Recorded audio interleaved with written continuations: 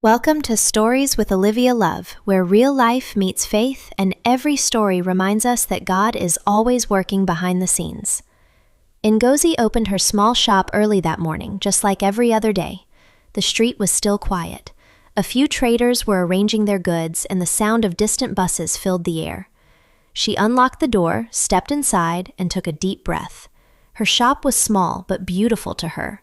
Clothes she had carefully sewn herself hung neatly on the wall, dresses, skirts, and blouses in bright colors.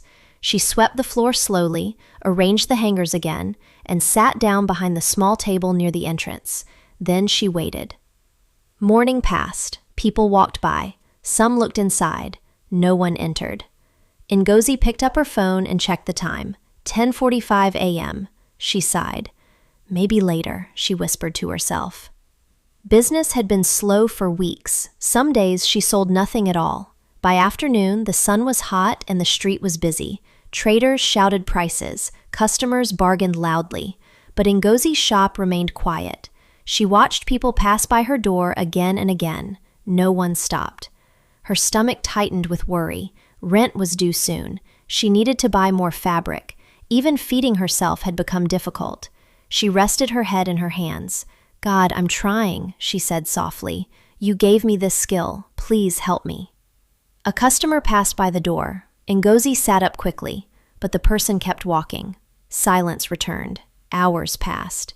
The sun began to set and the golden evening light entered the shop through the doorway. Ngozi stood up slowly. It was time to close. Another day with no sales. She began removing the clothes displayed outside and folding them carefully. Her movements were slow and tired. Just as she reached for the door to lock it, she heard hurried footsteps. "Please, wait!" a voice called out. Ngozi turned. A woman was walking quickly toward the shop, slightly out of breath. "Are you closing?" the woman asked. Ngozi paused. "Yes, but you can come in." The woman stepped inside and looked around quickly. "I have a family event tomorrow," she said. "I've been searching everywhere for something to wear." Ngozi felt a small spark of hope. "Please, take a look," she said.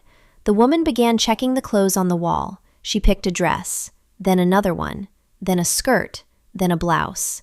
Ngozi watched quietly, hardly believing what was happening. "I'll take these," the woman said with a smile. Ngozi calculated the total with slightly shaking hands.